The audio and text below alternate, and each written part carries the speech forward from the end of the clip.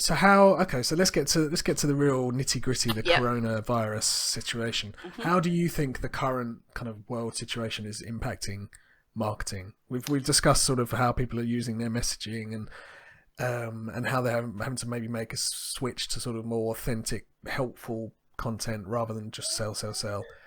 But how would you say it's kind of impacting marketers specifically? I think it's forcing us all to be a lot more creative with, and a lot more considered with how we're talking to people. I think even the most robust companies with the most nailed down style guides and content guides are having to branch out from those now, because the arena that we're working in is so incredibly unique. Yeah.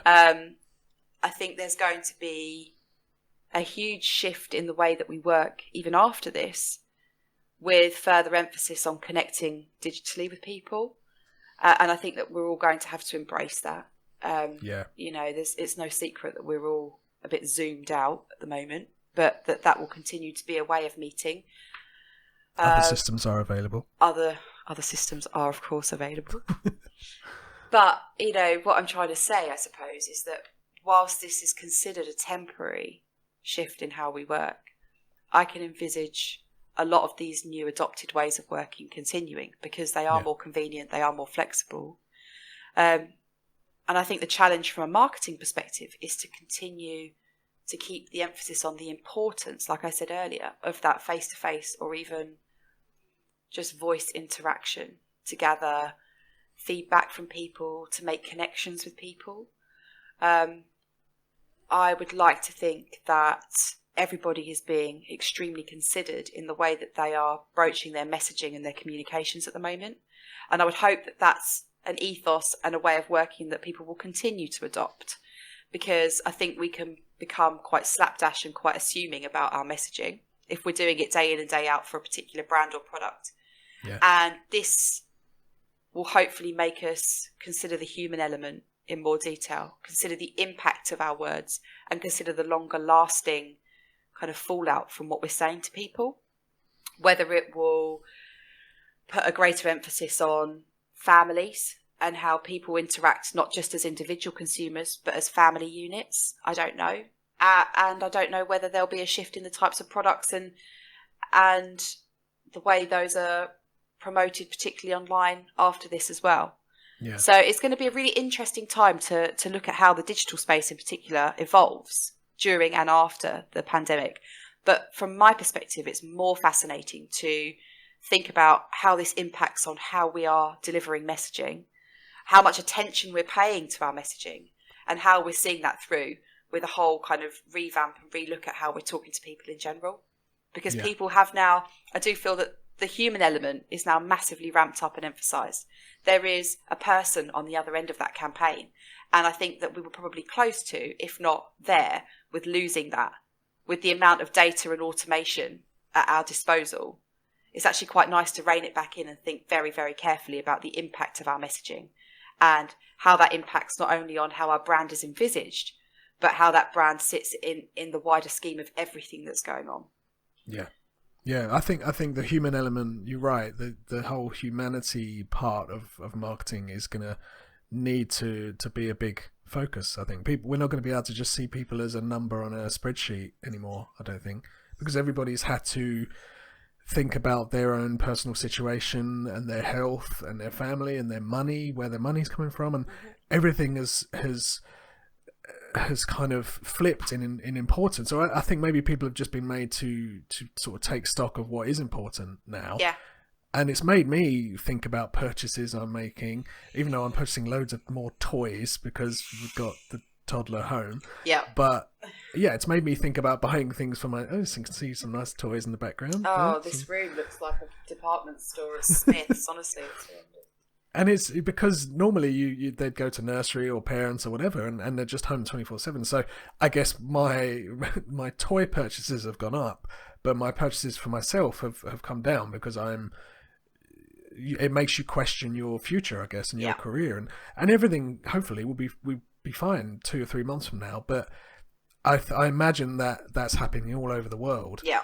And so you can't necessarily, and I've seen some companies do this, and it's kind of annoying, and it's not the way to do things. Is my inbox is full of like, oh, coronavirus is affecting us all. Here's 20% discount off some shoes, and you think like, no, now I'm not going out. I don't need no, shoes. I don't need clothes. I don't need shoes. No. But you can see some companies are trying to sort of capitalize on the situation, and I think after all this is done, people are going to remember companies like that, and also there's so many I've seen on LinkedIn, so many recruitment companies especially just got rid of their staff within a week of all of this happening, before the furlough or anything like that was even announced. And I think the way that companies communicate and handle themselves in terms of their brand and their messaging is going to be remembered. But I think also the way companies have treated the staff is going to be remembered.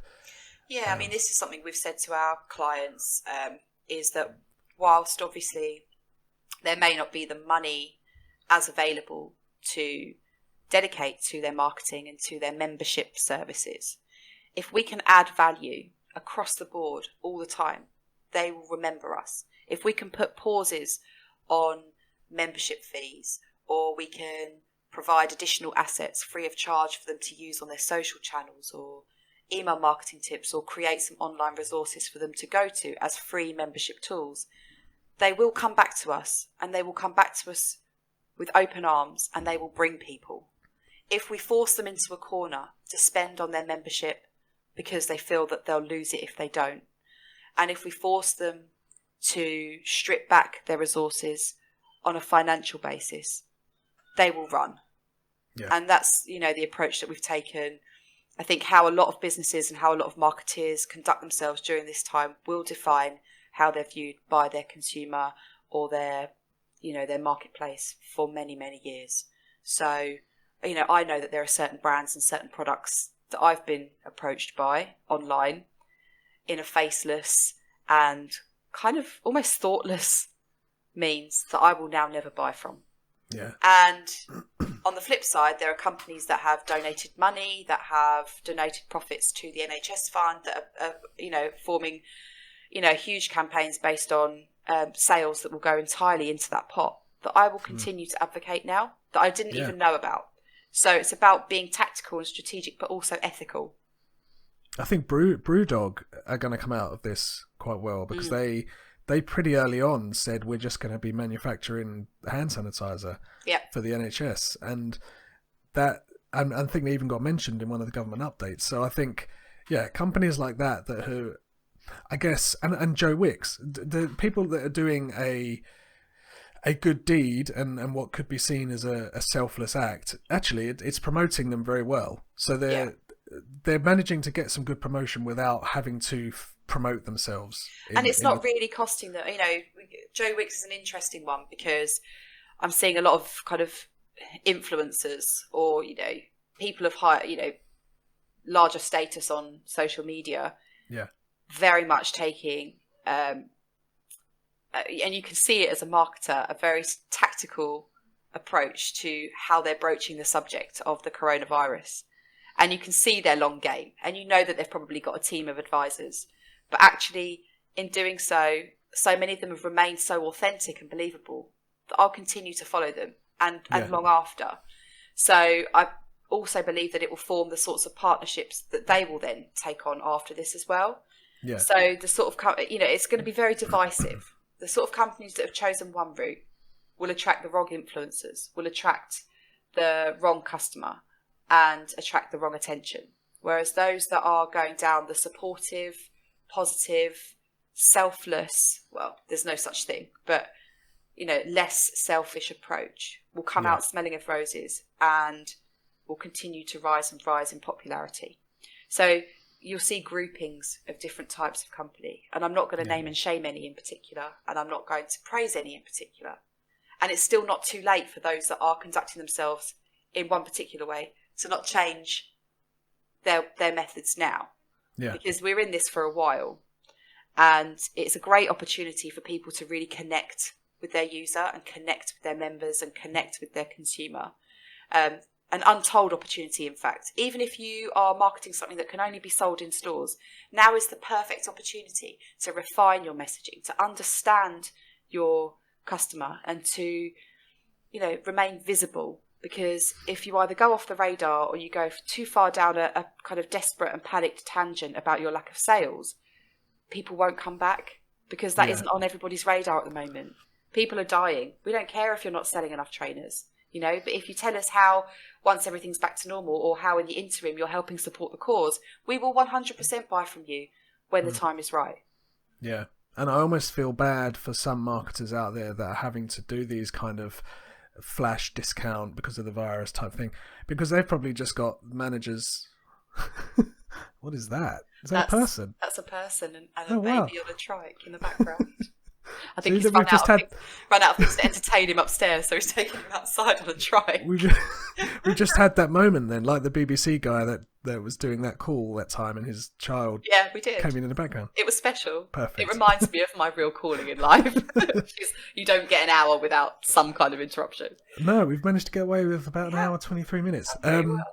Yeah, I feel bad because I imagine that those marketers are being told by the CEO or the directors, we need to pump out some stuff. We need to get people hitting our leads, website. we need sales, we need hits. Yeah, and there's people out there that are going to be struggling with that.